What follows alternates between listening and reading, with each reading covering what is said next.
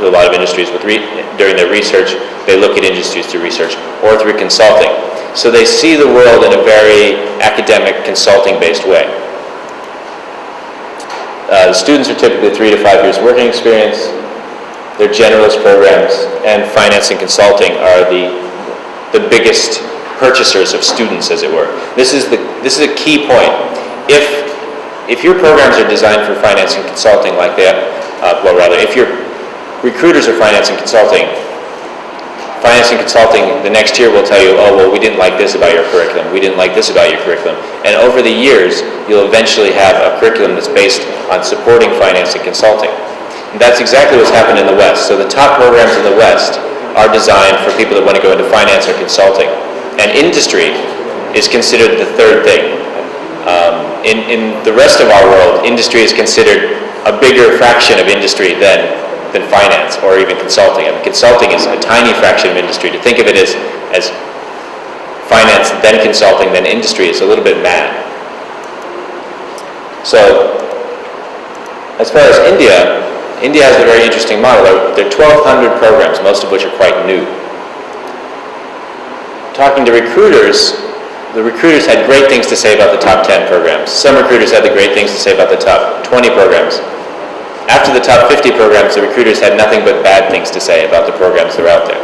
So India has great programs, but there aren't really that many of them. There seem like lots of programs, but there are really only a few programs that are worthwhile going into.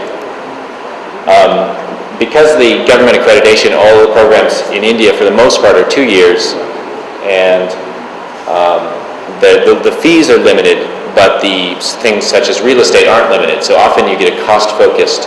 If you're in Mumbai, for example, and you have the same fees as you have in Indore, you have to spend a lot more money on infrastructure, so you have to take that away from the students in some other way. And typically, because of that, professors are required to teach a lot of classes. Not because the administrators don't want the professors to teach classes well and to teach on a low number of classes, but they just don't have the resources often.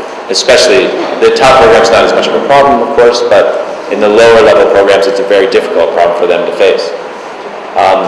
You also get an emphasis on IT infrastructure. If you ask a school about how good they are in India, typically a good school will say, we have this great professor, we have that great professor.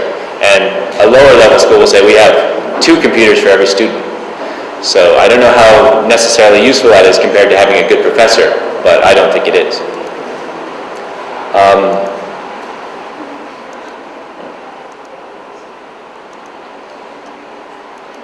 So in the case of India, at the top schools you typically have PhDs. At some of the lesser known schools you have a lot of people coming in from industry. Those people bring practical experience, but the problem is they're bringing their practical experience, which may be limited, may be very skewed, which would be good if you had students with practical experience, but because you have students with no work experience, you're getting the lack of theoretical training a school is good at giving you, and you're getting a somewhat biased viewpoint from an industry practitioner. If you have enough industry practitioners, it's a very good model, but it can also be a little bit problematic. We've spoke to most recruiters and they say most MBA students in India end up in sales. At some of the lesser programs, it's up to 90% of students end up in sales. And one recruiter referred to an MBA as a degree in sales.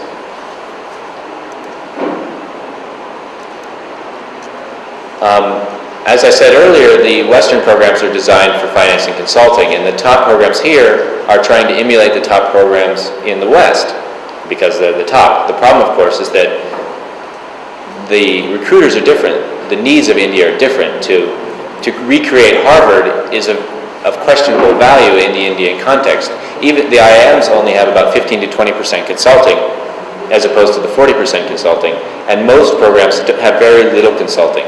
So yes, from the finance standpoint, it makes sense, and finance is one of the few things that you can really say, oh, once you get your MBA, I know how to do some finance, because it's mathematical, you have formulas, you get to learn all this jargon.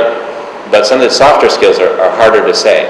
So if you start designing yourself around consulting, you tend to lose a lot of management skills. People in Western programs are typically not really taught how to manage a firm, because they don't expect you to manage a firm. They expect you to tell someone who knows how to manage a firm that they should do something.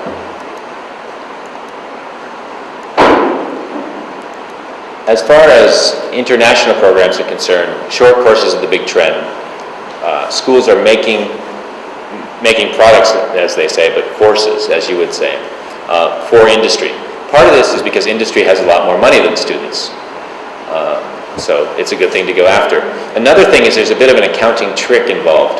Because if you're at a big name school like London Business School or Harvard, the first thing they tell you is that as an MBA, you don't make us any money because you cost us more than you're giving us. And you're, as a student, you said, well, I just spent $50,000. It seems like you should be able to make a profit on me. But what's happening is they're actually spreading the cost of the overhead typically on the full-time programs. So the part-time programs and the short courses look incredibly profitable when they're not necessarily profitable. So if you get to a big MBA program in the States and they say, well, you MBAs don't make us any money, say, well, look, in fact, let me see your books and I'll say if my MBA is making you any money or not, because you should be sharing the cost.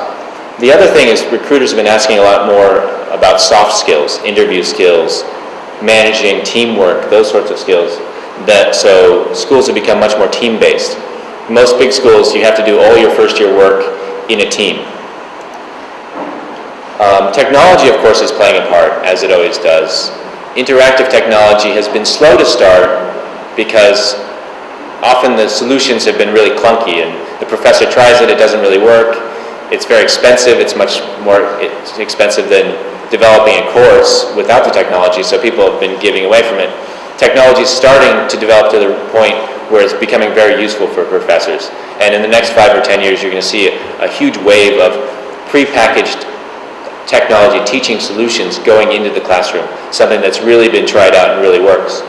You also see a lot of distance learning models. I think the distance learning model is a bit of a problem for an MBA program because part of an MBA is getting to know the other people on your MBA program. So if you're all sitting in your own home, thousands of miles away from each other, you don't get that connection.